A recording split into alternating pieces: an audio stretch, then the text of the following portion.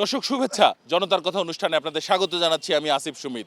আপনারা জানেন, জনগণের মতামত তুলে ধরতে একুশে টেলিভিশনের বিশেষ আয়োজন জনতার কথা। আমাদের প্রত্যাশা, দেশে শক্তিশালী গণতন্ত্র, আমরা চাই সরকারকে সহায়তা করতে। দর্শক, আপনারা জানেন এরই মধ্যে নির্বাচন কমিশন গঠিত হয়েছে। এখন নির্বাচনের বিভিন্ন ধাপ নিয়ে আলোচনা চলছে। আমরা দেখেছি বিগত দিনে স্থানীয় সরকার নির্বাচন হয়েছে দলীয় প্রতীকে, দলীয় মনোনয়নের ভিত্তিতে।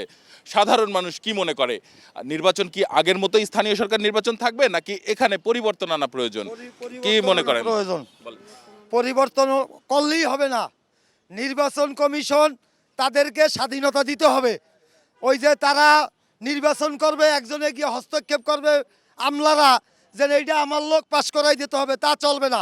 পুলিশ প্রশাসন একটা সন্ত্রাসী দলে নেতারা ফোন দেয় যেটা আমার লোক ছাইড়া দেন, ওই রাজনীতি এই দেশের থেকে চিরতরে বিদায় করতে হবে। নির্বাচন উন্মুক্ত হওয়া উচিত, কারণ এখানে আওয়ামী লীগ বিএনপি বলতে কোনো কথা নাই। উন্মুক্ত চাই, উন্মুক্ত থাকবে, উন্মুক্ত হলে ভালো হবে। বাংলাদেশে সুন্দরভাবে একটা নির্বাচন দেখ, অতি দ্রুতভাবে, যত তাড়াতাড়ি দিবে দেশের মানুষ ভালো থাকবে।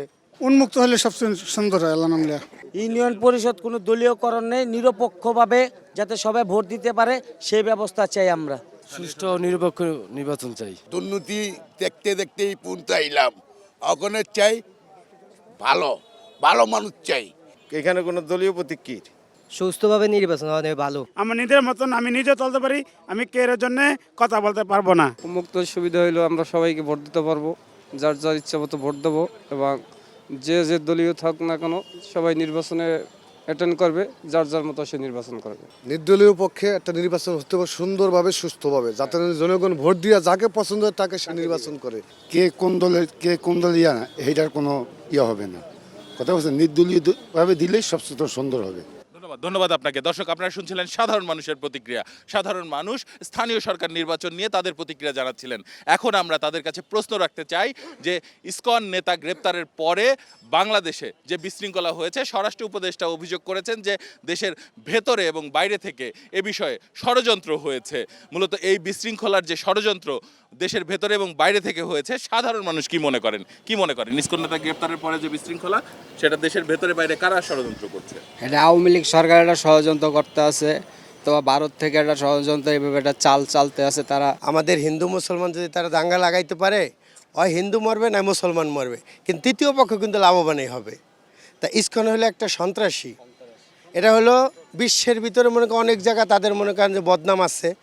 এই জন্য যারা মনে করেন যে মানুষ মারতে পারে, যারা ওনার মতো একটা অ্যাডভোকেট মেরে মারা গেছে তারপরে জবাই দিতে পারে, ওরা হলো সবচেয়ে বড় সন্ত্রাসী।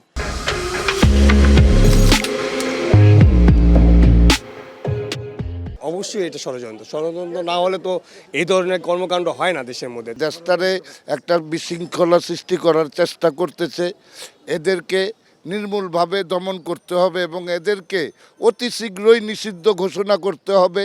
এরা বাংলাদেশে কোনোভাবেই যেন থাকতে না পারে, বাংলাদেশে কোনো রকম আচরণ না করতে পারে। চীনের নাম দিতেছে, কি অবদেশ আমাদের দেশে কি লিয়া করবো এরা?